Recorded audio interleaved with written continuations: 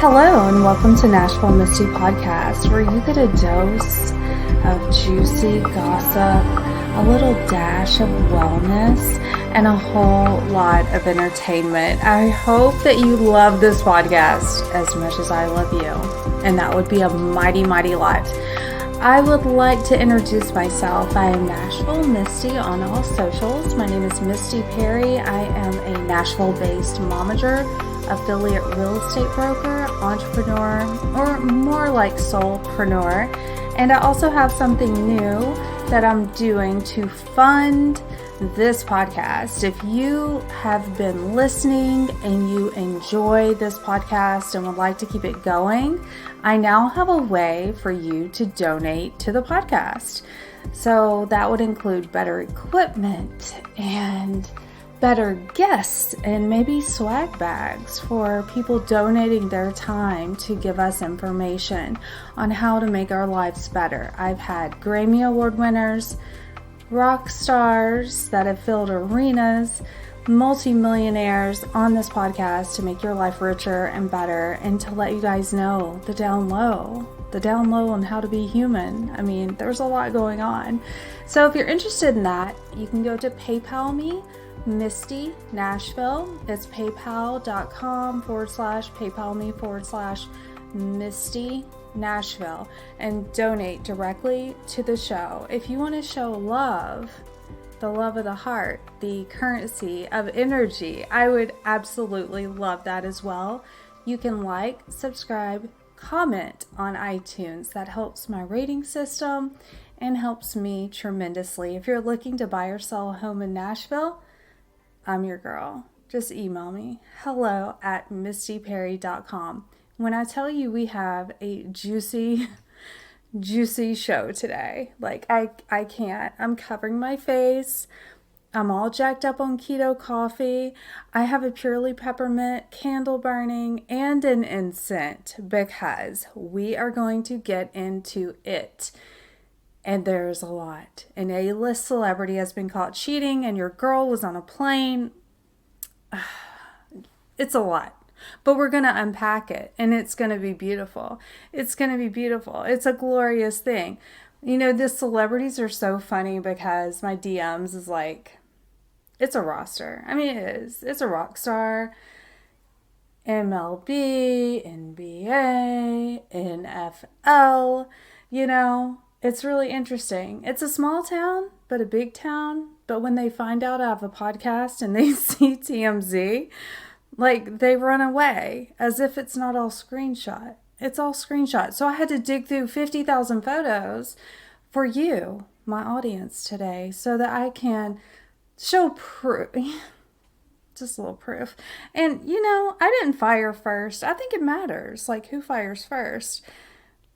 It's a lot. Okay, we're gonna have to leave it for a second to do our quote of the day, but I guarantee you, I will not disappoint, and I will be back for our quote of the day. It's a good one. It's wonderful. Discipline weighs ounces, and regret weighs tons, by Jim Rohn. This past week, I was so honored to attend Tony Robbins' virtual event, Own Your Future Challenge. This was a 5-day event that basically went over everything you need to know to build a brand, start an online business, whatever it may be. It didn't have to be a particular thing. They went over everything that you would need to know if you wanted to do your own business. And the amount of information, I feel like at this point, I don't know Tony's net. Let's Google. But I feel like at this point, Tony Robbins doesn't even need the money. Like, I feel that he's just entertaining us at this. Oh my gosh, he's worth $600 million. Oh, follow your passion, people. Follow your passion. So this event was lovely. The Own Your Future Challenge, the information is still online. Go check it out. I've been talking to my son. I have 2 teen boys. A lot about small gains, large gains, small goals, large goals, focusing on the now and the future and trying to shift their mindset from focusing on what would feel good right now and what would be best for my future. And this is a very difficult concept to try to get someone to understand.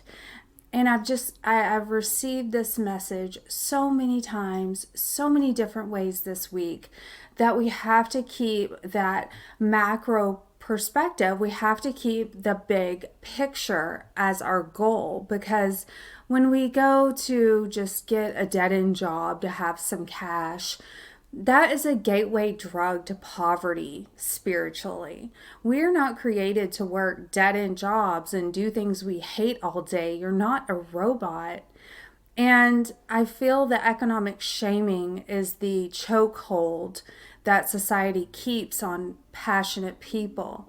There's so much economical shaming, and it's not right. It's totally wrong. Someone's worth has nothing to do with if they pay a bill. That's crazy. Your worth is not less if you have student debt. This connection, as I would say, American culture, it just seems that people try to make you feel bad if you want to be happy or do what you want. And thank God for millennials, because they really are, in a lot of ways, the saving grace of this country. I feel like the Industrial Revolution, the Depression, as we as a society began to grow past these cultural traumas, we kind of forgot that we were people too. We just kind of got lost in survival mode and struggle season. And you don't want to live in your struggle season. That's something you go through, but you don't want to live there. You don't want to stay there. You don't want to be there all the time. So, really focusing on long-term gains, not short-term gains, is so, so important. And that's what this quote makes me think about. Discipline weighs ounces, and regret weighs tons. That's just so powerful. So whatever you want to do today, go do that. Take one step. You can't always do it all at one time, but you can take a step. Everyone can take a step. Pick your hard. Pick your hard. This was made popular by Brianna West, and I absolutely love this messaging. And it's basically saying everything's hard. So easy's hard, hard's hard, being poor's hard, being rich is hard, being ugly's hard, being attractive's hard, being male can be hard, being female can be hard. It's just pick your hard. Again, this conversation I've been having so often recently is people looking for loopholes in life, looking for where the easy spot is. And we have to get out and shift our mindset from this shortcut mentality that we're going to find the golden ticket, that we're going to figure out the shortcut to make everything easy. Who told you life was easy? Who told you that? That's not necessarily true. It's worth it, it's passionate, it's fulfilling, but it's not necessarily easy. That's a ludicrous expectation. And that's why so many so many people are on pills and taking medication and trying to numb themselves. 50% or more of Americans are obese.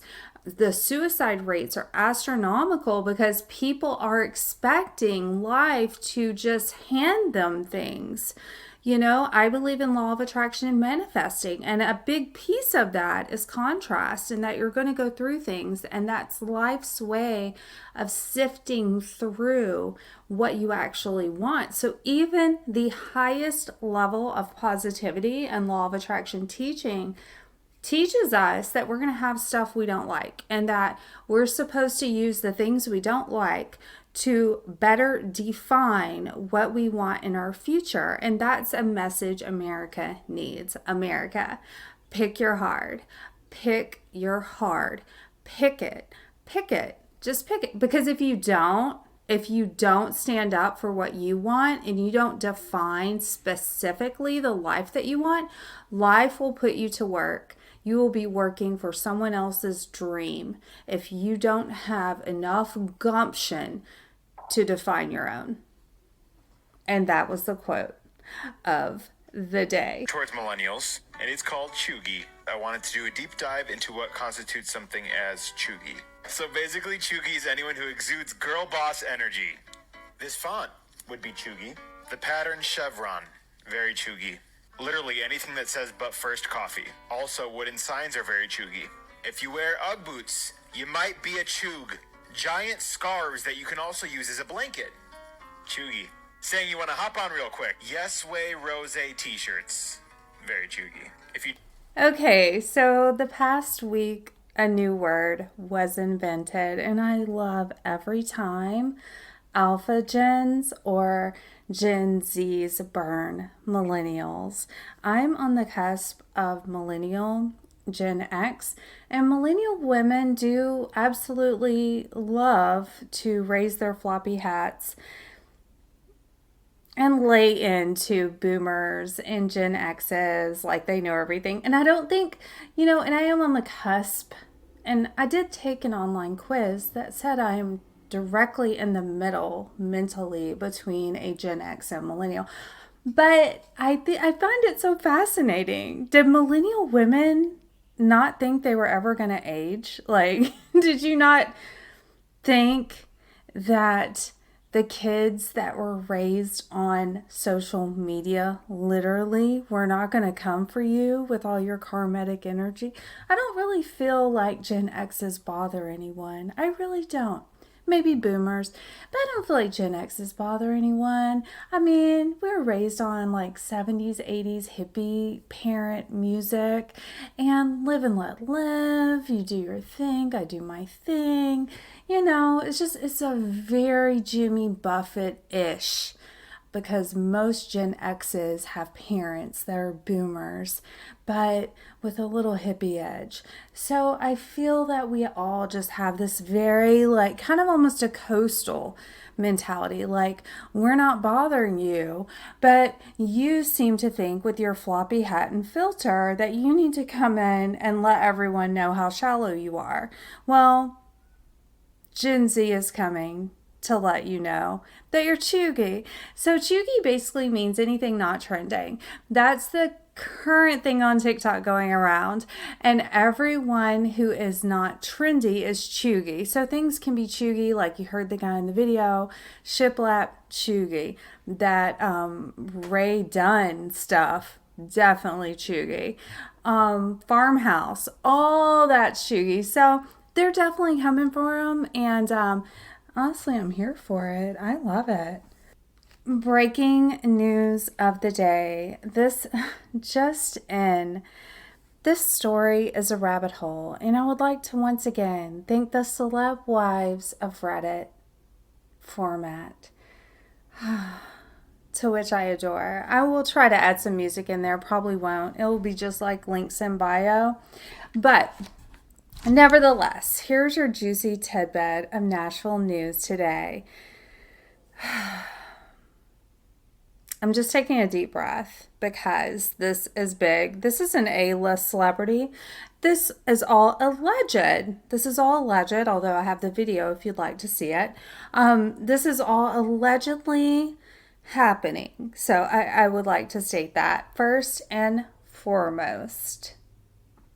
When I went to do my Celeb Nashville research today, so often I have to share my own celebrity stories because there's not one there. But oh boy, that was not today for your girl.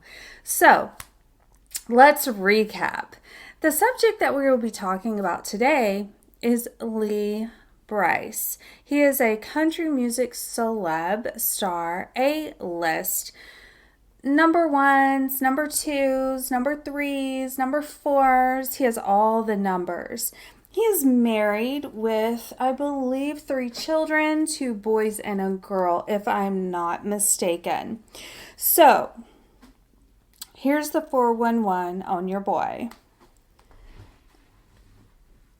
Around a year ago or less, this happened in 2020, a video surfaced on TikTok of Brice making out, getting hammered at several locations with one particular girl whose name is Megan. And I have to spell it for you because the spelling, well, it's very chuggy. Let's pull up the spelling of Megan for you guys because you will need it. Now, all of this has been wiped off of the internet. Thank someone's PR team for that. And you are not able to any longer see this video except on Reddit. And I have a feeling that will not last long either. Meganfontaine.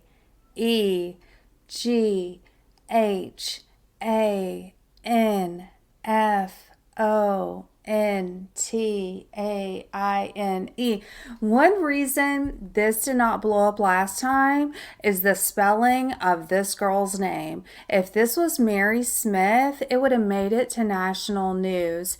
This is a national story that slipped through the cracks because no one can spell Megan Fontaine. Megan Fontaine has everything on lock. I don't know where she is. I did attempt to reach her for a statement. I was unable to because everything is wiped. This TikTok that Brice making out with this college age girl, it is wiped. I have it in my possession and I've emailed it to several people so that it won't get wiped again. I don't know how much they paid her, but they paid her off. You know how I know? Because she's gone. Because she's gone. There's no statement. She's just gone. She's probably living very low key right now. I'm sure that she signed a non-disclosure for a set amount of money and that exchanged hands, and now the story's dead and it was wiped off of everything. I know men, I know looks, I know body language, and I would love to have a body language expert look at this video. Now, I guess he has enough money to erase people from the internet. That's what it's looking like. But I have a story of my own plus photos. And I just found it really super interesting. Really super interesting. It's not that people can't have affairs, but it's the fact that we can't talk about it. That's the part. That's the part. Right after this happened, Brice and his wife posted mushy, I love you, this and that all over the internet. It's we don't have a problem for me. I admire couples who go through things and share them. That's what I will say. Okay, so let's talk about my own personal knowledge, firsthand experience, not allegedly, that I know about Brice. Now, when I bartended at the Nashville airport, great place if you love celebrities. I don't know if it's the same in Miami, Dallas, Manhattan. I feel like it's a little different here because it's so low-key and small that people feel safe to act up, safe to misbehave. Great if you like celebrities because Steven Tyler might just walk by or whoever. I mean, that's just everyday Nashville life around here. I'm not really impressed with them, nor am I really impressed with Brice in general. I mean, he just has this Bubba energy, just is like messy, like he needs to cleanse his chakra or something. He just looks a little dirty, little Bubba. You know what I'm saying? He's got that Bubba energy about him. So not anyone in particular that I would even really think twice about. Like when I met Yellow Wolf and his fiance, I think they're married now. Not sure. Met the whole family, the mom, everyone's super cool. On several different occasions, Yellow Wolf makes an impression in person. If you don't know who that is, look him up. I think I'm saying his name right. I think so, Nashville rapper. And he's interesting, but several other people are just like, And I would put Brice in the category. He looks a little dirty, looks a little tired, looks a little played out, looks a little Bubba-esque. Love the music, great writing.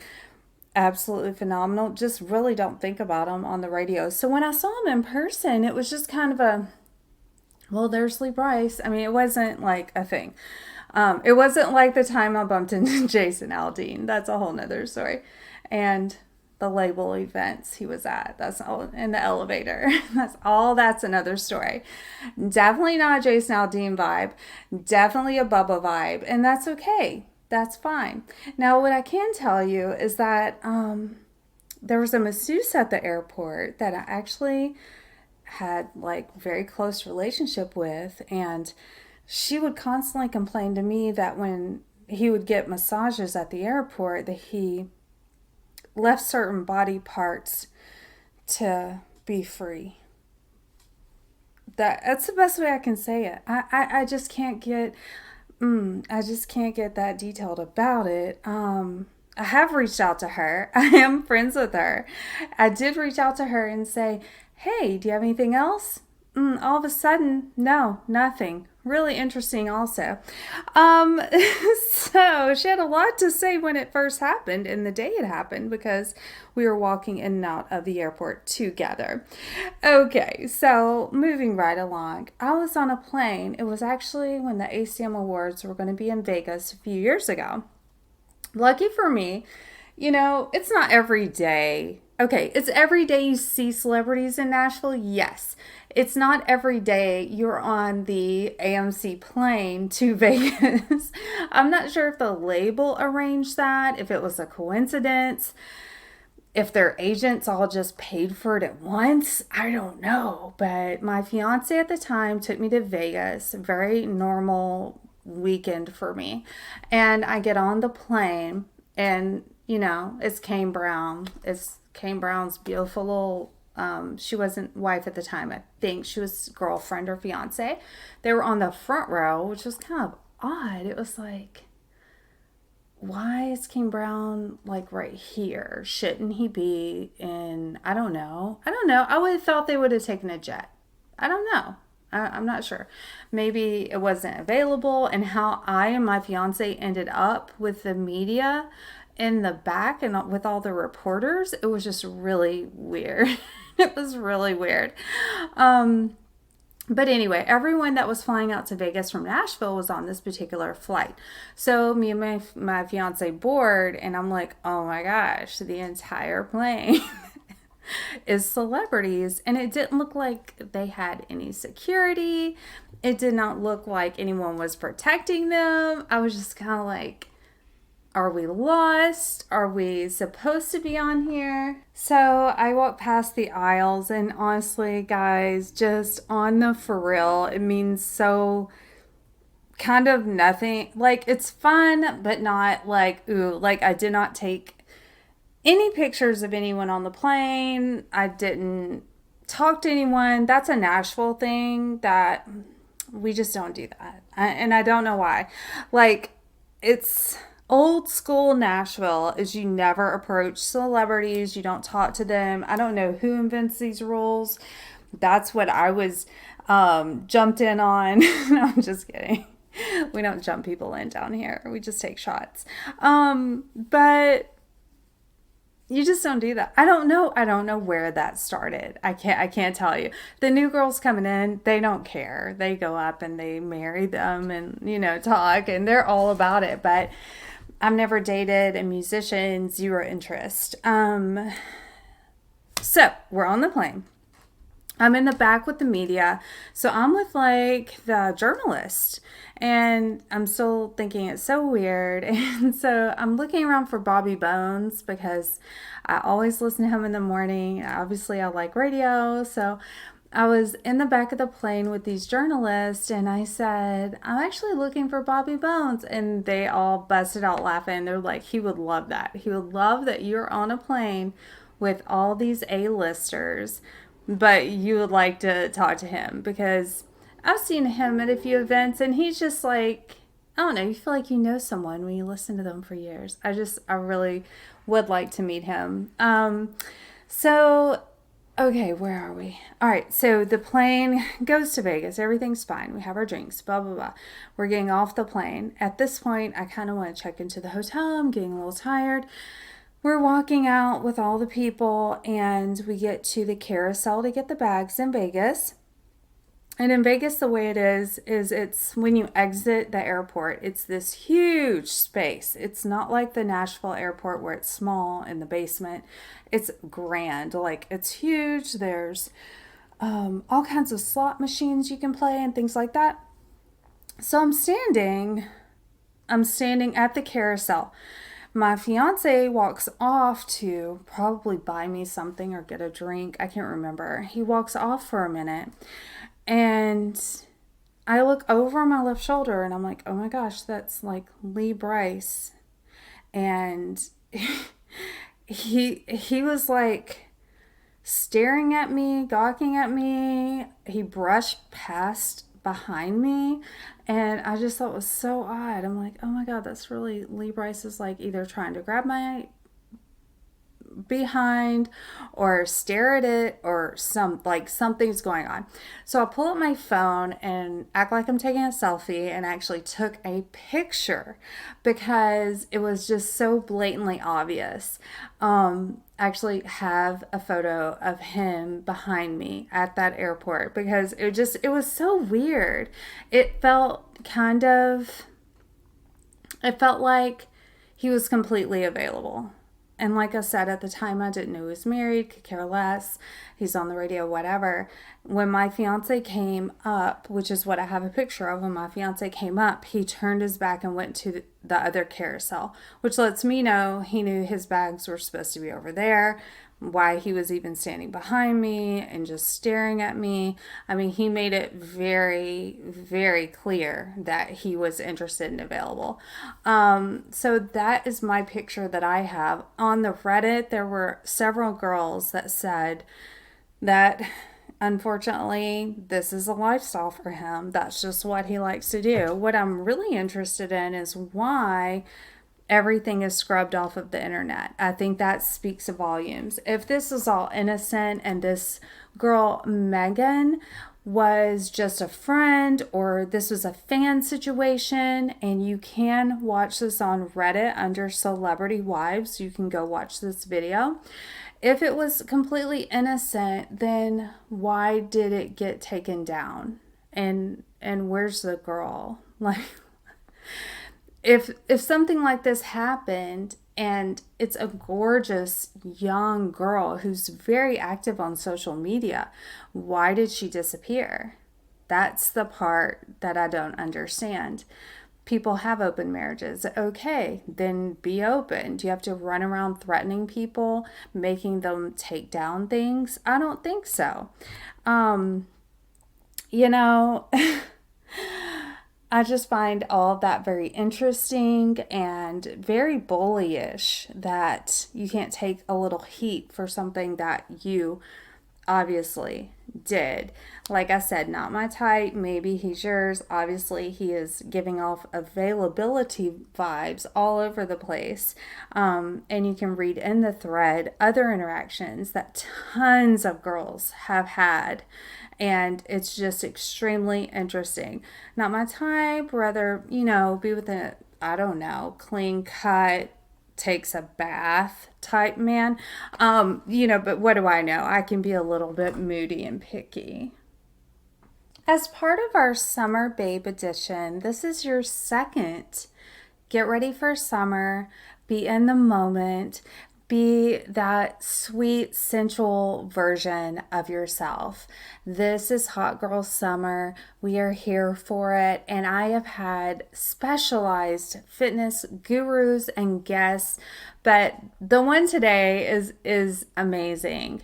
Ingrid Rinck is the CEO of Sensible Meals, which is a wonderful service. You can have meals sent directly to your home that are balanced, that make sense, that are just common sense overall.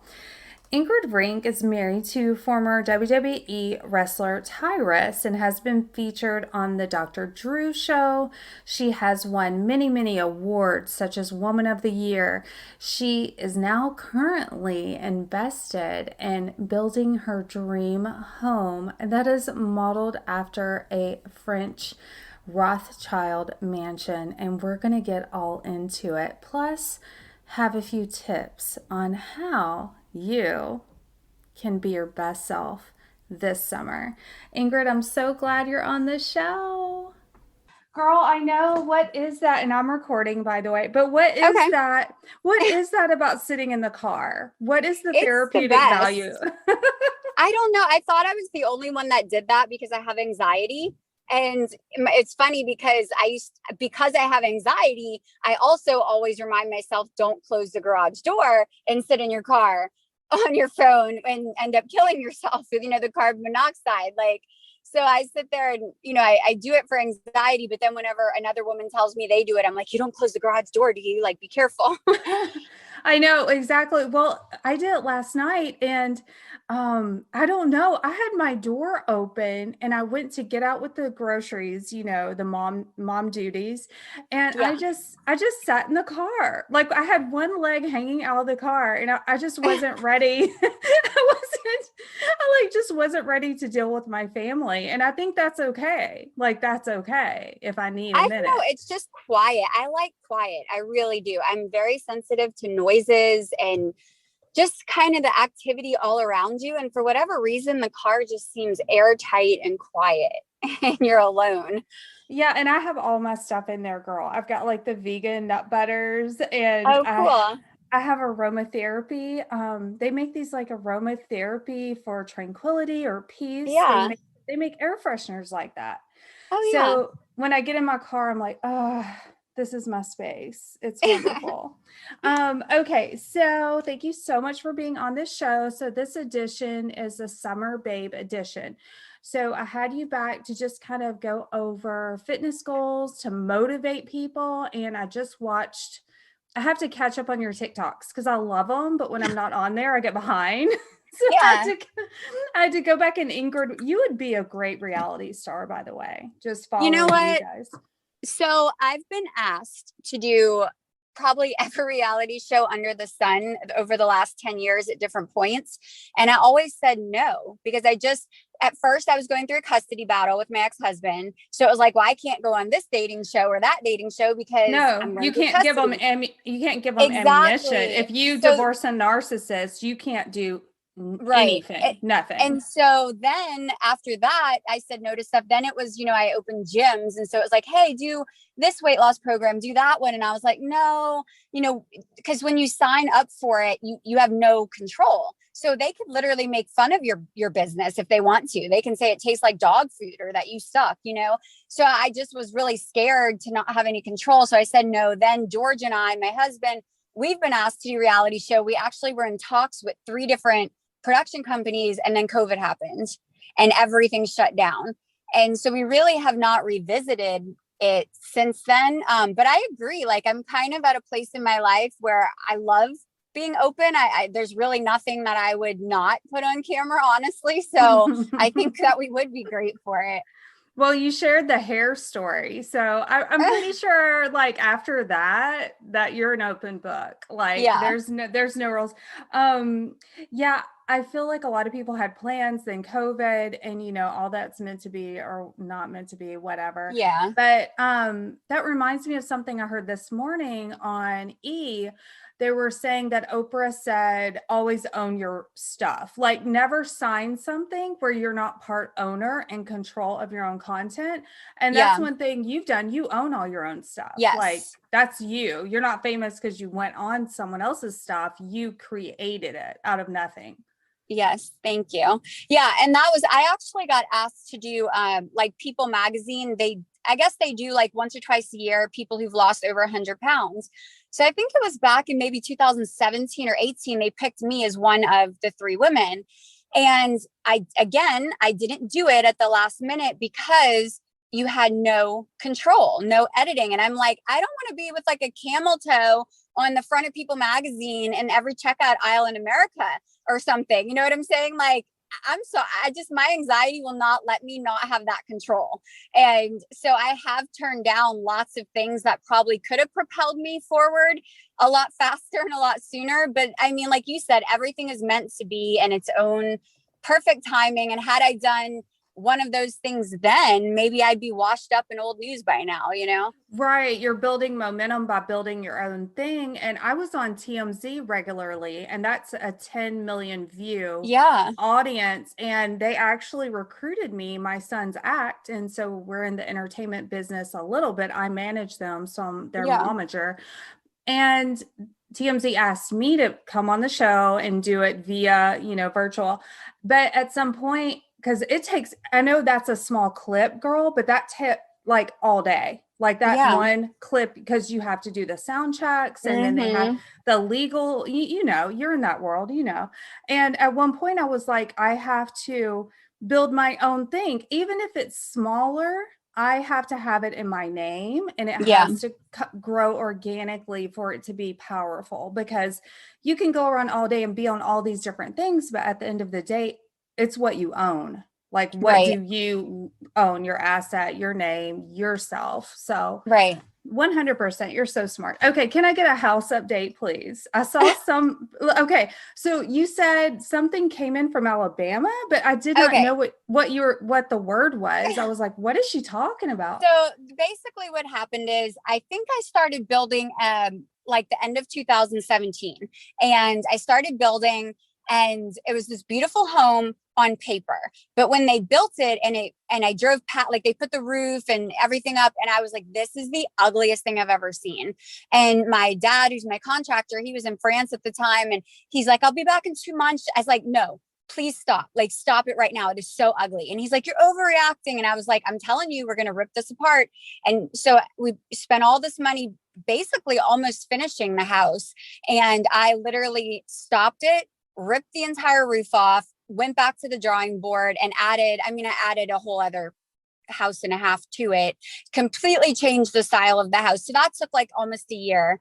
Then we started building again, and COVID happens. So for the last year, it's like every single thing that you've either paid for, the companies have shut down and taken your money with them, or they just, they don't have the supply or the employees to do the work. And it's just been a real headache. But I'm moving in like the end of June. So I have a date that I'm moving in, and I will be sleeping there. So okay, what's the move-in date? And can we get an estimated cost of this house? I mean, I'm not being totally arrogant. Yeah. Can we get just an estimate, like it costs over? I don't know if I can do the estimate of the house, but it's definitely, someone said it's the 4th largest house in Louisiana. Girl, stop it. Stop it. Oh my God. It's very big, but it's not just the size. It's that every single nook and cranny I designed. And so when I'm doing it, my dad's my contractor, and he's like, if you want to resell it, you can't do this. And I was like, I'm building this house for me and my children. And if one day we ever do sell it, whoever buys this can change whatever they want, but this is what I want. And so I have like the most gaudy, obnoxious things all through the house, but I'm obsessed. Like, I love it, and it's so decadent, and I'm so excited. Well, I have no idea the how. I'm not sure how much into manifesting you are, but I'm really into that. And I don't know the how, but girl, I have drawn up the plans for my villa. I want a 1-level villa, and I script it. I've like written out every detail. Like, I know the finishes and I script it out because I know it's coming. Like, I know it's going to happen at some point. And sometimes this has happened to me. I'm not sure if this has happened to you, but it's like being a mom and that struggle season sometimes gets into our mindset. And then when we move up a level, we don't know what we want. I've had that happen a few times. I don't know if that makes sense, but like, I've had it happen where you're just working like a workhorse, and then you get this massive amount of money and you're like, oh, what do I want? Like, let me figure it out. So 2 answers to that is, the first is yes, I manifest everything, and we'll have to do that's a whole segment in itself. But for instance, the house that I'm literally building was on my vision board. I'm copying this hotel in France, and it's the Hotel de Solomon de Rothschild. And it was a home. It was like a Rothschild home. And then they turned it into a hotel. And I'm literally the exterior copying it to a T, everything. And then the inside, I had all these different rooms on my vision board. And at the time when I put them on there, I had no idea I could afford these things. Absolutely none. I just thought, well, maybe I'll visit this place, or maybe I'll, like stay at this bed and breakfast one day. I had no idea it would actually be mine. And so, yeah, definitely do that, because once you put it into like your energy field and you truly believe that you're going to have those things, I absolutely believe it manifests. But the other answer is, do you change? Yeah. Like I tell people all the time when I teach them how to do vision boards, you can take things down. Like you can change your minds. I all the time, because I do mine like once a month. For me to like remember, I'm very good at scheduling stuff. So the full moon is when I do my vision boards every month. It's not like a ritual. I'm not like a witch or something crazy. I mean, I do believe people are. I'm just not. But that is like a good reminder for me that, hey, it's a full moon. You need to go take stuff down that you've accomplished, or stuff you don't really, you're not passionate about it anymore for some reason. And then all the things that I snapshot during that month, I print out and I add to my vision board. So it's like a constantly evolving thing. And that's the mistake so many people make, is they make a vision board, they stick it somewhere and they never look at it again. Like I touch mine and work with it all the time. That's, oh my gosh, we need to do a vision board episode or something. So so when you're exchanging them on and off the board and you're obviously snapping them on your phone, printing them out, is that Velcro or tape, or how are you actually adhering them to? Yeah. So I print stuff out and I go through a lot of ink, but people always say, oh, you go through a lot of ink. I'm like, yes, but look at all the shit I'm accomplishing. Right. Does it matter? If you have a $10 million house, I think you can buy more ink cartridges. Right. Right. And so I print it out. I snapshot anything and everything. It could literally be like, oh, I like that flower on someone's Instagram, and I'll print it, I'll snapshot it, and then I print them out, and then I use rubber cement. And then I use those little contact strips when I put the poster board on the wall. Yeah. So the rubber, go ahead. The rubber cement, like it's easy to peel off. Like when you decide you have either accomplished something or you just changed your mind, it comes off, like the whole piece of paper comes off really easily. Okay. And so on where you're sticking it, is that a poster board? Yeah. Mm-hmm. Yep. Just old full school. Size. Okay. Yeah. Okay. So I really got into this in 2015. I read The Secret. That's kind of my story. I was really struggling, single mom bartender, read The Secret, and my whole life changed within. Yeah. So we're literally the same thing. So mine was in 2014, and it was I had read the book The Secret a bunch of times throughout my life. Well, I had skimmed through it and I was like, this is so like stupid. This is silly. These people are cheese balls. But I was pregnant. My son had just got type 1 diabetes. My current husband was cheating. My ex-husband was trying to get cut. I was just like the worst time. And I had even turned my cable off because A, I couldn't afford it. And B, I was just sick and tired of watching all these people live their awesome lives while mine was shit. Yes. And so I cut my cable and I had Netflix only, and they had The Secret on Netflix. It was like a cheesy after school TV special. And for whatever reason, when I watched it this time in this moment of desperation, something snapped inside of me and it completely changed my life. What year was that? It was when I was still pregnant. So it would have been 2014. Okay. Yeah, mine, it was like a fluke. And I think that happens to a lot of people. It was just a fluke. And then, oh my God, it works. Because I remember I listened to Abraham Hicks too. I'm a big follower. Yeah. And they have a thing where you try to manifest buttons, but mine was coffee. I didn't tell anyone. They're like, don't tell anyone. And for those listening, you basically just think about one particular thing to test it and see if it works. Girl, people were walking up handing me coffee, and they talk about the reticular activating system, that this is actually science, and I don't care what it is. I got the biggest kick out of my coffee experiment trying to prove it didn't work. It's the coolest thing, and people who haven't experienced it, they don't get it. Like I truly believe that I've manifested even my like looks currently. Of course. I've always been an attractive person, but it's so strange. Like I'll have all these memories pop up of me like 2 years ago, 5 years ago. And I'm like, I look better and different, but I haven't done anything. Like I haven't had a nose job or a face job or like anything big. It's just, I truly believe that not only are the women I'm putting on my vision board beacons of health and beauty, but I'm a better person inside. And I truly believe you can manifest anything, your looks, your health, your relationships, your finances. Like you really can.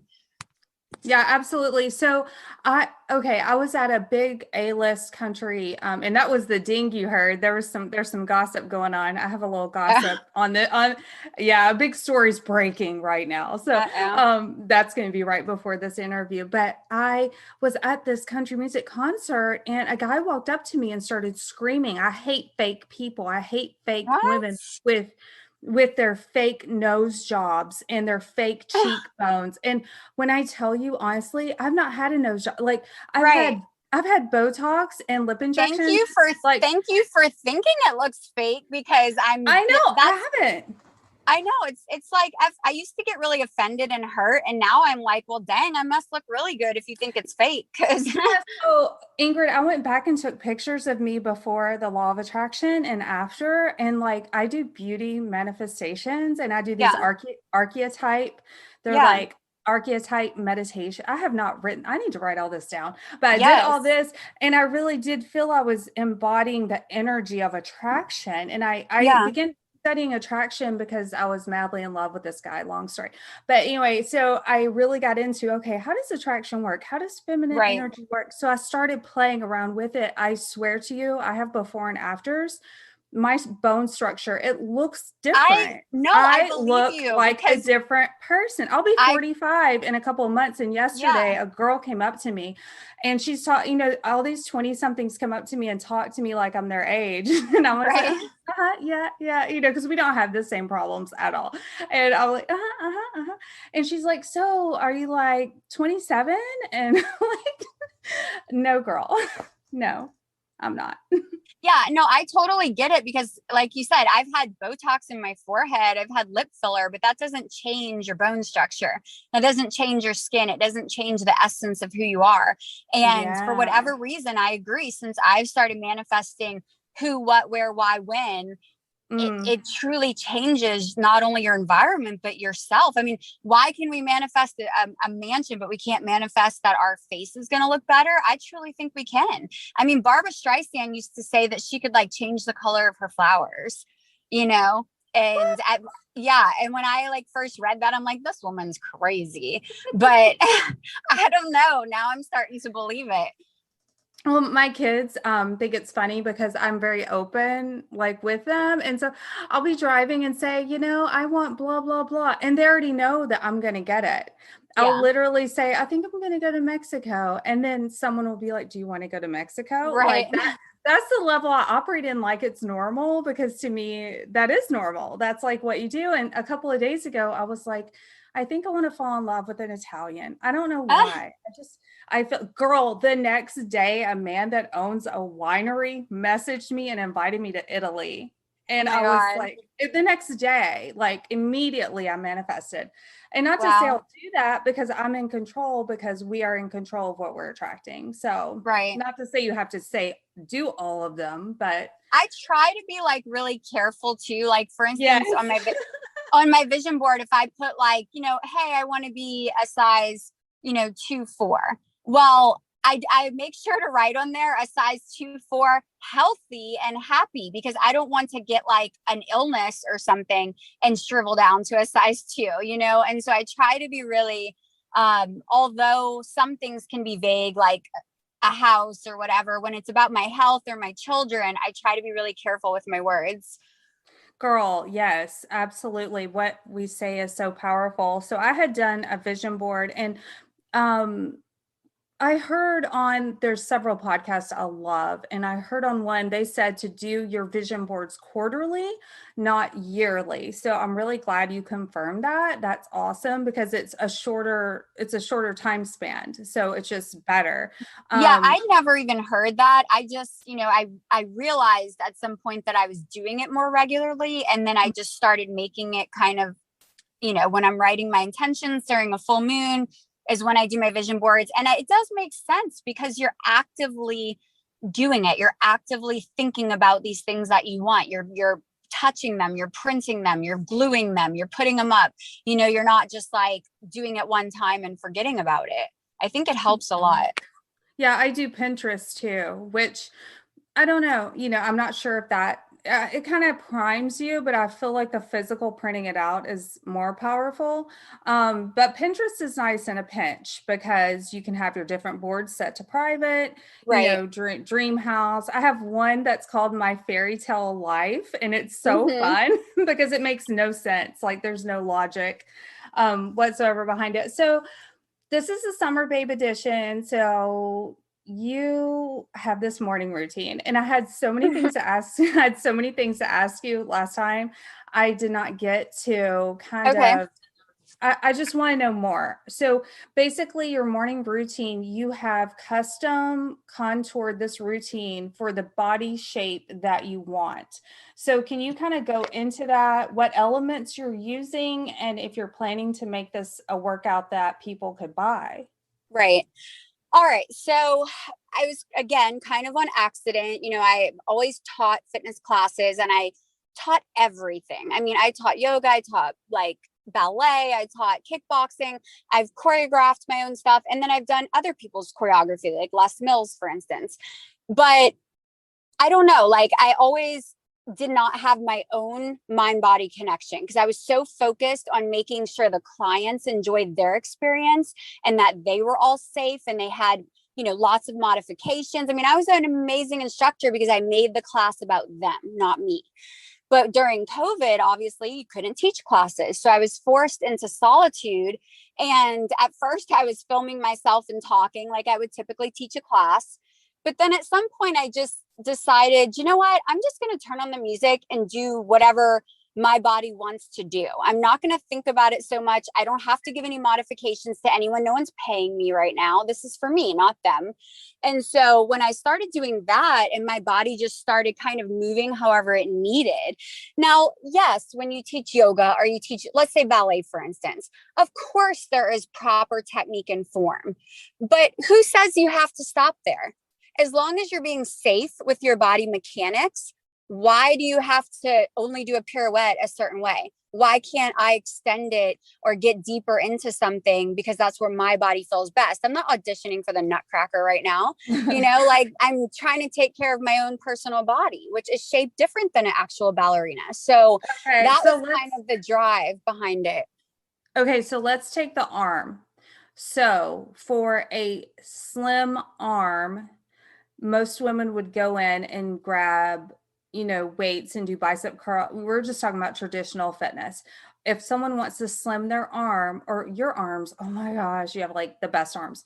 Which So is crazy because if you look back at pictures of me, even when I was the same size I am now, my arms were double the size. I've okay, had so fat arms my whole life. My mom has them. My grandma has them. We get jowls and we get fat arms, that's just, and thick legs. Like, so I just thought I was destined to have these, like, I mean, I even looked that's into like, sad. yeah, like I even looked into like, when I got my breast done, I was like, should I do that? Arm What is it? lift. Right. But then you end up Yeah. with this giant scar, like Yes, I all the tried way to do it under. too, and the surgeon wouldn't do it on me. Yeah. He He's like, refused to do it on me. yeah, he's like, only people who've had, like just loose skin. He's like, the scar is so bad. So I just kind of always thought I was destined to have these like bingo arms. And when I went back to dancing and yoga and Pilates, and I would say it's more dance based than anything. And, because I taught like bar before. And when you teach that, you're using light weights, 2s and 3s, but you're doing all these like short little intricate movements. And so you're still kind of in a way like building outward as opposed to lengthening, in my opinion, and like drawing everything in and tighter. And so with my movements, even though I'm using like 3 pounds most of the time, every single movement I do is long. It's not like quick. I'm not rushing myself. I'm taking my time and breathing through the movements. And I don't know, for whatever reason, it's completely changed my arms. Like I'm shocked. So basically, you've taken all your fitness background, and when you want to change a specific part of your body, instead of Yeah. going traditional masculine, Yeah.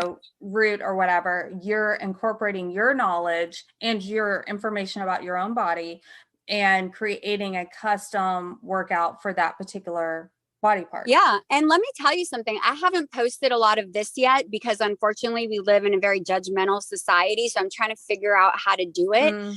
But a lot of my workouts that I don't post look incredibly sexual, but they're not. Just because I'm gyrating my hips, or I'm, like some would say, it looks like you're humping the air or the ground, that's only because that's what people do, or that's what they would do in that movement. But why does it have to be labeled as that? Twerking, how people call like twerking, is literally the best thing that you can do for your hips. And as a woman, our hips are where we hold every single emotion, good, bad, everything is held in our hips. And so to gyrate your hips and open them, everyone looks at as sexual. Like, just because I look sexy doing something doesn't mean the act is sexual. You know what I'm saying? Yeah, and exactly. So I'm trying to get around that and figure out, how can I teach women to feel good and like release all of this like pent up aggression and trauma and masculinity that we have in our bodies. Well, in order to do that, you're going to have to spread your legs. You're going to have to put your butt in the air. You're going to have to like shake it a little bit. And it's not sexual. It is literally trauma healing. And I'm trying to figure out how to explain this to people with, Yeah, I think you just did a really good job. You did a great job. Well, I used to teach Zumba. I was a Zumba instructor, and I actually had a really cool business concept where I would go to schools and businesses with predominantly, overweight, or unhealthy lifestyle, like office types or different schools and things. I would come in, it was like a mobile Zumba unit. And I created this business, and I did that about 5 years ago. And that's one reason I think I love Zumba, because it gets into the hip core, and you're in a safe environment to move your body and not be judged. You're not judged in Zumba. You can hump the floor all day long. And the more that I start to research it, and again, I'm not a super expert at this. I'm very new in my kind of spiritual journey. But when I used to teach yoga, I taught it as a fitness class. So I hated it. I thought it had to be done in a certain order. I thought that I had to, hold certain poses exactly. And I thought it always had to be calm. And I hated teaching it. It was so stupid. But I did it, because I needed the money to get paid. But now that I'm understanding that yoga is more of a religion than it is an exercise. And so once you do that and you really kind of use it for your own benefit and move, and then once you learn that a reason that a lot of dance is outlawed in certain religions, and the reason dance is looked upon as sexual and risque, is because dance is freaking healing. And so is yoga. And if we knew that, then we wouldn't be such, blind sheep following a lot of these other religions. If we knew that we could do, our own spiritual practices and heal our body just by moving certain ways.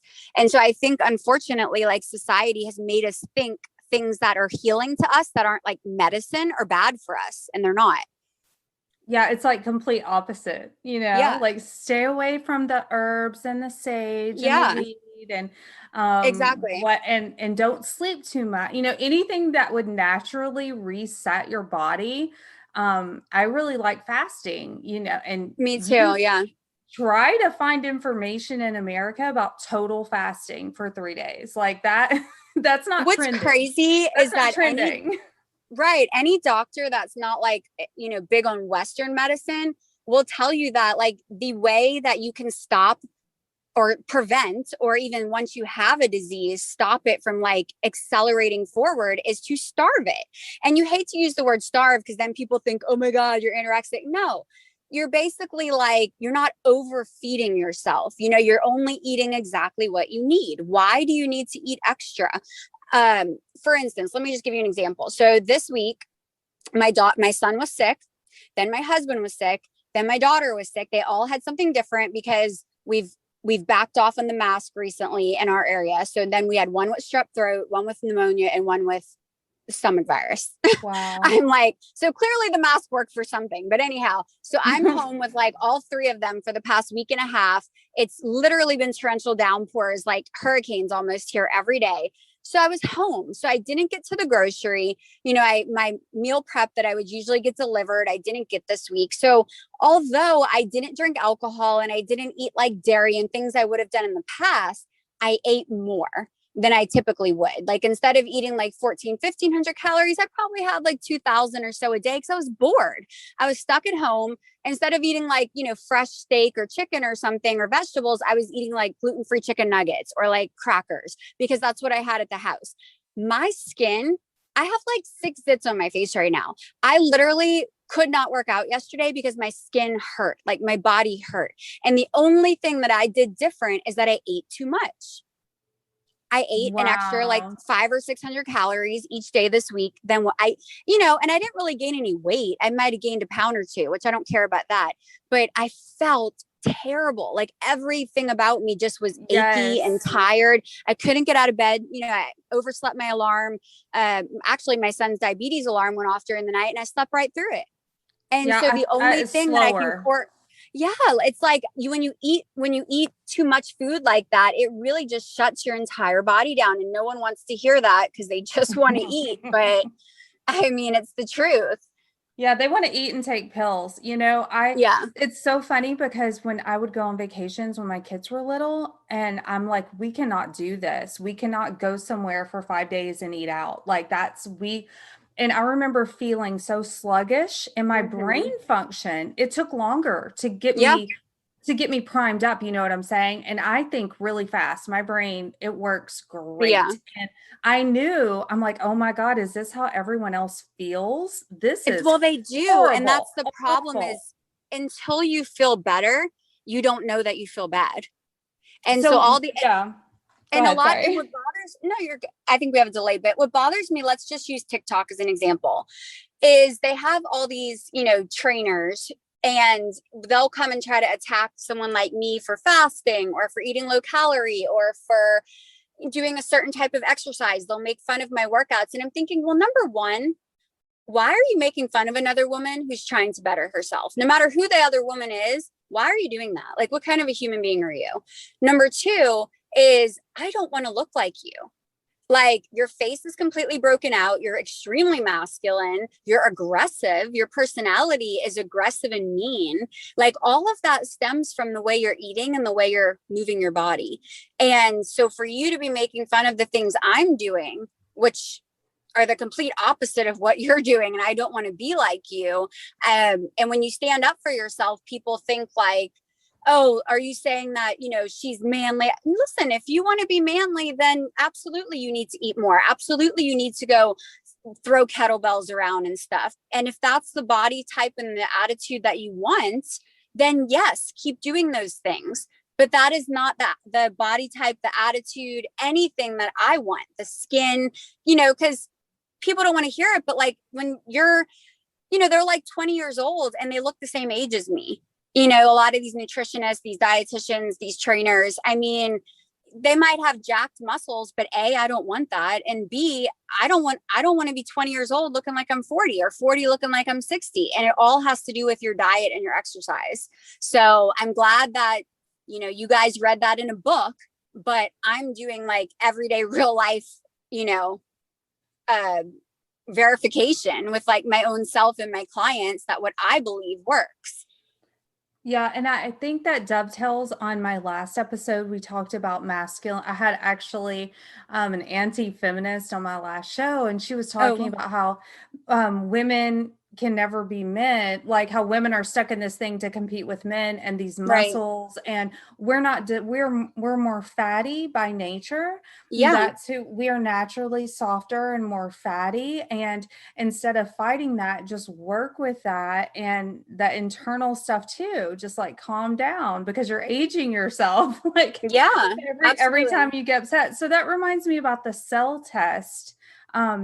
We have 2 more questions. The cell test that you did, can you kind of explain like who's doing that and how you got that done and what the results said? Yeah. So, I mean, anyone can get it done. Some states, they say like you have to get a doctor to write you an order for it. And then other people have told me you can just go to a lab. My doctor actually got my order for it, but it's just blood work. So you just get your blood drawn like you normally would. And what they do from, again, I'm not like a super scientific person, but how they explained it to me is they basically test your cells and they test them against women of the same age. And if yours are less damaged, and then, obviously lesser damage would make them younger, and then more damage makes you older biologically. So, I mean, you can look at someone and tell as well, but it was just cool to be able to see that the age people assume that I am and the age that I feel inside is actually the age that I am. And so that was, I don't know, it was so rewarding to find out that the hard work I'm doing with my healing of my emotions and my brain and my soul and eating correctly and sleeping and all these things aren't just healing me aesthetically. Like it truly at a cellular level is slowing down the aging process and repairing. And that was just so interesting to find out. And that's why I want to share these things with other women. But unfortunately, you're constantly met with this like wall of hatred from other people because they all want to follow this conventional Western medicine approach that is freaking killing us. Yeah, I have the personal trainers message me because I'm very into fitness, and they'll say, I can help you get a six pack. I can help you do this. I can help you. And I'm like, I don't want to look like that. I want to be slim, soft, and, I want to be soft. I don't want to be hard. I have no desire to be like rock hard. So in closing, you're such a fun guest. I had so much fun. Okay. So in closing, what are, I don't know, just like 5 tips or, you've made, I don't know how much money. You have these huge fitness-based businesses. You've been a trainer, you've owned gyms, the meal plan that you have, which I want you to plug at the end so people can get help with that. But what are the top tips for this summer? Say someone's listening to this, they're a mom, they can't get to the gym. What are some top tips just to get started? I think some of the top tips without spending any money or really taking like extra time would be that you can do movement anywhere. Like there does not have to be this conventional squat, push up, running, sprinting, climbing. Forget that shit. That's all new age stuff. You think people in the caveman days or the Victorian era, or even like the 50s were walking around doing burpees and stuff? Like, no, that is all new shit that people are trying to sell you. And it's very masculine. It truly is. And if you want to be masculine, go for it. But if you just want to be fit and healthy and kind of like age in reverse, all you need to do is move, turn on some music and dance, lay on the ground and stretch. Like stretching really, it burns calories and it releases so much like bad toxins and even energy from your body. So just sitting and stretching is so beneficial. Walking with your kids, like don't, I think another thing is like we all, especially as women, we live in the future. I know I have for a really long time. And living in the future is very much like a masculine trait I'm learning because you're constantly like prepared for battle, right? You're constantly looking for the worst case scenario and how you're going to fix it and overcome it, which can be good for surviving. But if you're trying to like thrive and heal yourself and be more feminine, you have to live more in the present and understand that anything that's thrown at you, yes, some things are terrible, but you will figure it out. Women are known to just figure it out and make things happen. You don't always have to plan for it. And so I think like one of the things I'm trying to embrace and talk to my friends and clients about is enjoy the moment. Like if your kid wants you to go kick a ball in the backyard, don't say like, I'll do it tomorrow because we're not promised tomorrow. Like stop what you're doing and go kick the dang ball, and that's something that I have to actively work on. So even something silly like, and this is a little eccentric, but I just got my almost 16-year-old a car. And some people say, why you get such a young kid, listen, number one, because my kid sacrificed as much as I did when I was surviving and grinding. Like they Thank you. sacrificed. Oh my gosh. Number Thank two, you. oh my God, they lived through every stressed out mother moment, every time they got yelled at when it wasn't their fault, every time I was on the phone at their soccer game because I was working. Like they lived through that. And especially my child, I hope he lives to be 90, but none of us are promised tomorrow. And I want my children to enjoy every moment that I can give them in life. And so that's kind of like my mindset now is move your body, eat when you're hungry. Don't worry about like a regimen. Like you don't have to eat a certain amount of fat and a certain amount of protein and a certain organic, like honestly, screw all of that. Like just, especially if you're not someone who's trying to lose weight, like just eat when you're hungry. And if you're not hungry today, don't eat. Why? Your body's obviously telling you like you ate enough yesterday. You're good. You know, like we have to learn to like listen to our female womanly intuition and live in the present moment and quit letting society like sculpt who we are. Because that's why we're all depressed. We're all depressed and anxious and miserable because we're letting other people tell us who to be. I think you need to be the governor of Louisiana. I think you need to be in charge. Thank you for saying that about, I swear that was a light bulb moment I just had when you said that, because I spoil the living snot out of my children. When I tell you I custom cook meals, I pick up Starbucks, you know, I have structure and order, but I do give them a lot, but I think that's why I've always worked. And so I want to make sure that they know that, hey, we all got here together. And my son wants a Hellcat, and I didn't even know what a Hellcat was. I don't either. It's a type of car. It's like a Charger, kind of like a Charger, but a little shorter. It's a sports car. And I was getting criticized for that. And of course I didn't argue with people in the comments because, you know, that's pointless. I'm 0 to 100. I'm not like Ingrid, who's going to be like really nice with you. Like, I'm not that personality type. Either I want to dress you at all, or I will make you cry. Like, I have this very polarizing kind of temperament. And so I didn't even go there, but people are criticizing me. Like, how could you think about buying your son such a fancy sports car? That's so irresponsible. And that just happened to me. It's like says they're broke ass. I mean, says you, I don't want to be you. I don't want your life. I don't want my child to be your child. This is my life. And listen, any child in any car could be irresponsible. You know, you have to raise the child and hope that they do things responsibly. And again, I mean, it's a silly example. It's a car, but it's more about me just, instead of always putting things off and going, well, if you make these grades, we'll do this then. And if you pass this test, then we'll go here. And if you lose this amount of weight, then we'll finally go on. No, like, let's just live today and quit like planning all of that and stressing about it and worrying about it. Yeah, give ourselves a break. Give everyone we love a break. Just let everyone off the freaking hook. Live your life. Enjoy your life, because that's going to make you, that's going to burn more calories too if you're moving around enjoying your life. Yeah. And even like with my kids with school, you know, like honestly, as long as they pass, I'm not like a big pusher of school. Because I hated school, and most entrepreneurs that I know either failed out of school or quit school. And it's just not, I think it does have a purpose for a lot of people. If you want to be a doctor, if you want to be a CPA, whatever, you have to go to school, obviously. But for me, I always had like an entrepreneurial mind. And so school was honestly bad for me. Like school treated me like something was wrong with me. You know, school treated me because I couldn't follow the leader and like conform. And so even with my kids, you know, if they came to me and said, Mom, I want to be a architect, to be like, well, son, you better make better grades and go to school. But that's not what my kids' dreams are. My kids' dreams are more artistic and more about business ownership. And so I'm like, listen, just get through high school. You don't need the school stuff, you know? Yeah. I'm not going to stress about it. Most entrepreneurs, I think, have that mindset because, I mean, let's be honest, where's the real money?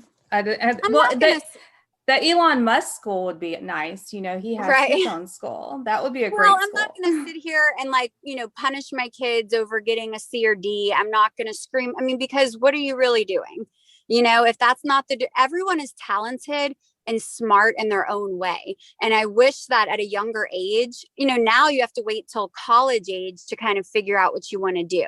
But I think a lot of us know the direction we want to go much younger. We're either artistic or spiritual or scientific. We all kind of have a direction, and to be forced to do the same thing for 12 years and graded on the same scale when we're completely different human beings, I think is just wrong.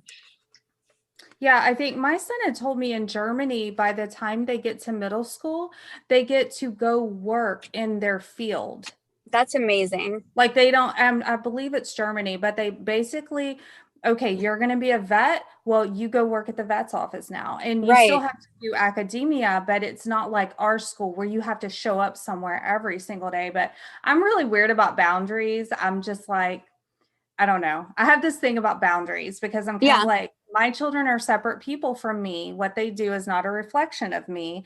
And whatever grades they get does not reflect their intelligence nor mine, because school is not about that. It's about memorization. It's really not about intelligence. It's about obedience. But that's just the zeitgeist in me. Have you seen the Zeitgeist documentaries? No, I haven't. Girl, get busy this weekend while you're nurturing your whole. Yeah, I love documentaries. I don't watch TV ever, but I do watch documentaries. So you have to send me. But yeah, that's the thing, is like when my kids were younger and I was going through custody with my ex-husband and stuff, it was like, if the poor kids got like a B or something, it was like, oh my God, they might get taken away from me. It was so stressful. And now I'm just angry about it, because I'm like, all the years that I stressed the hell out over their school, that I argued with my kids, that I punished them, when not everyone is supposed to do the same freaking thing. Like, I agree we need to learn to read, write, and add.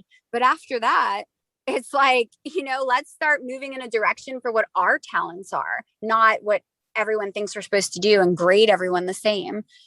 Yes, exactly. You are such a pleasure. I'm so excited about this chapter of your life. Your life is my spirit animal. What is Ingrid doing? I had so much fun looking at your stories. And if you want to go ahead and plug all the places and your Sensible Meals so people can connect with you online.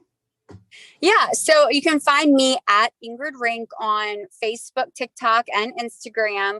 And then my most known business that people know me for is Sensible Meals. It's eatsensiblemeals.com or Sensible Meals on Instagram, Twitter, and Facebook. We don't have a TikTok currently.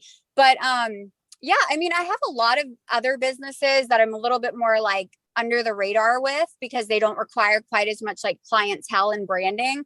But I do think that I will want to make this exercise style kind of like some type of business in the near future, because I honestly am just really passionate about, like, I enjoy doing it. It doesn't feel like work.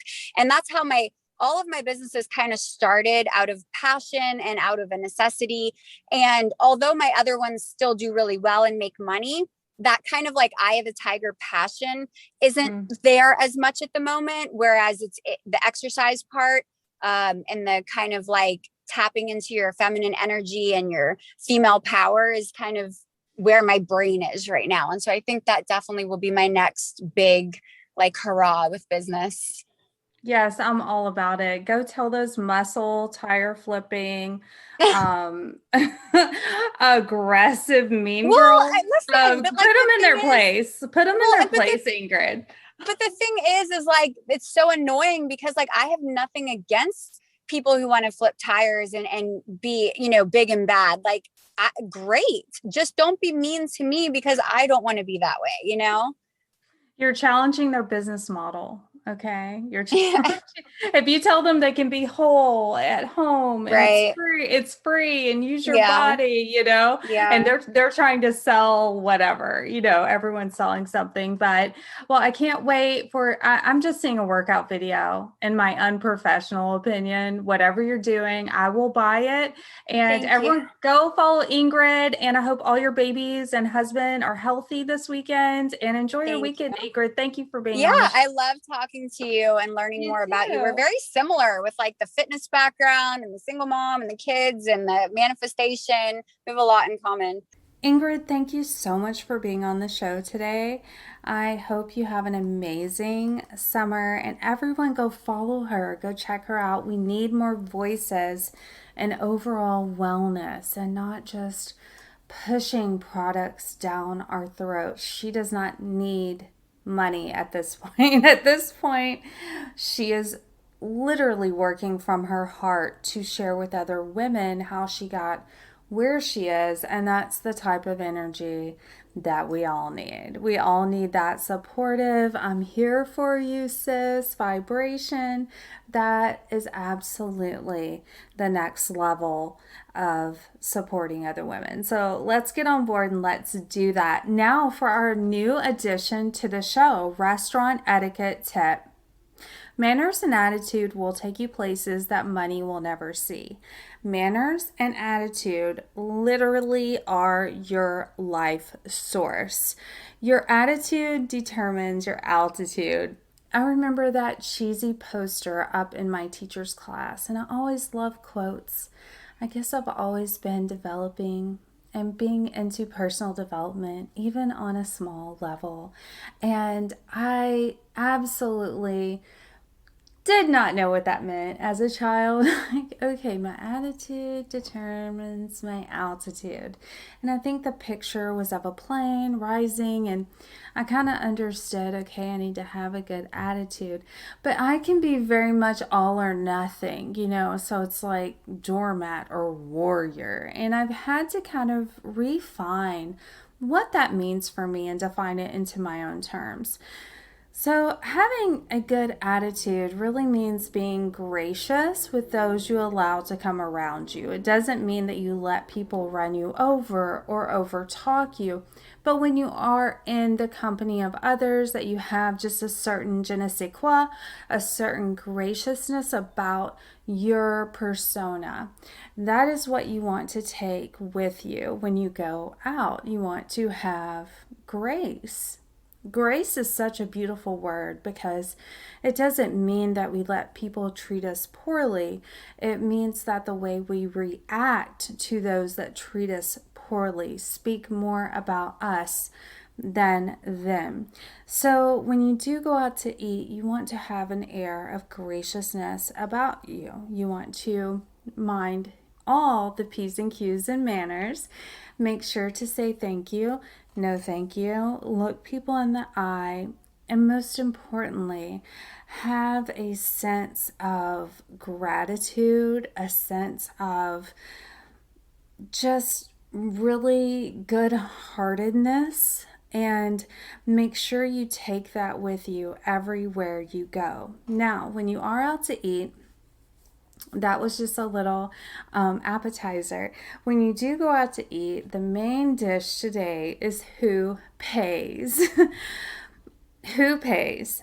So, old school etiquette says whoever invites pays, and or whoever has a higher net worth, whoever is making more pays. That is old school etiquette. All right, we're not in old school anymore, but I think it's important that you do understand the foundation. The foundation of etiquette in fine dining is if you are invited by someone to go out to eat, they pay the entire tab and the tip. In fine dining and in higher society, people will fight over the bill. So that's a big distinguisher. That's a big earmark. That's different between poverty mentality and abundance mentality. In abundance mentality, giving is the ultimate. It's the ultimate. A person that can afford to pay for everything wins. So, when you are out to dinner and you want to make a good impression, if it's a couple with another couple and you can afford to pay, do it. If you're with a client or a boss or someone that has power that could greatly affect your life, you want to pay. And this part, we'll talk about male and female dynamics a little bit. Me personally, I've never paid for a date. I don't understand the split, the ticket. I I don't know what to tell you. I think it's ludicrous. My spray tan costs more than dinner, I can assure you. And if you enjoy looking at it, you can pay. I assure you what it took to get me to a date could buy you 10 steaks or more at Bob's. So that's kind of how I look at it. If you do want to split the ticket, or if you have any reservations on your financial standing and taking care of a large bill, establish that prior. When you establish who pays prior, that's what really frees up all that energy over dinner. Like, okay, the ticket's gonna come, who's gonna take it? Now if I go on a date, I know I'm not paying for it, so it doesn't matter. But if you are a guy and you want to take a girl out but you expect her to pay half, I would establish that prior. If you're a girl and you want a 50-50 relationship and you want to pay your way and you want to pay half, establish that prior. If anything is going to be split, establish that prior. If you're going out in a group of girls or in a group of guys, unless they're clients or someone you work with, each person pays for their own and splits the appetizer. Now, I've had girls do this in groups, and I will just let you know that I'm no longer friends with the girl that did this. But there was a girl that I used to be associated with, and when we would go out, she would count things down to the penny, and that was a big red flag that she had a poverty mentality. And I don't typically surround myself with people that have small mindset, closed mindset, poverty mindset. And there can be very wealthy people that have a poverty mindset. So it's more of an energy thing. I try to stay away from that as much as possible. And we kind of disassociated because of another issue that actually she was ungracious in as well, which is a form of stinginess. So it kind of really does all tie back in together. If you are splitting the check in a group of women, do not nitpick down to the penny or just round it. And if you are in a position to pay for someone else's, say someone just went through a divorce or someone is kind of struggling, just pick up their ticket. You don't even have to say anything. Tell the server, take care of their ticket. Just always be more than gracious, because the more abundantly you give in a social construct, the more people will be generous to you. That is saying, I am the bigger person. I am in abundancy. I am not scared to spend money. I am more than enough. And I trust the universe will reward me. And it will. And the universe will reward you. That's the good news. For our Summer Babe edition beauty dating tip of the week, hey, we're all vaccinated, fresh, and ready to go. So where to meet guys? Where do you meet guys now that we are, I'm not going to say hot and bothered, but it is summer. So number one place, and this is from Pop News. Thank you, the daily Pop News. Thank you guys. Justin, love you. Justin Sylvester, great follow if you like pop culture, by the way. His Insta stories, to die for, to live for, to everything for. Love you. Number one is cigar lounges. Men, gentlemen, love cigars. Go to a cigar lounge. We have one's here in Nashville where you can have a nice little neat aged whiskey. Very lovely. Number two, sporting events, especially daytime baseball games. Men are sober, laid back, not rushed. You'll see the real them. Number three, airport lounges. Well, we already talked about airports today. You want to go to the lounge because anytime you're dating or you're looking to date men, be in a place that it takes money to be. Okay? I'm going to repeat that. Be in a place that it takes money to be. Certain dating sites, men have to pay. That is going to eliminate 90% of your problems. Men that invest in themselves are higher quality. They will invest in you too. So up level, and watch the world deliver. New restaurant bars, and only take one friend. Don't go in a group, which I completely agree. Don't go in a group, take one friend. You'll seem more approachable, have open body language, and have an amazing summer.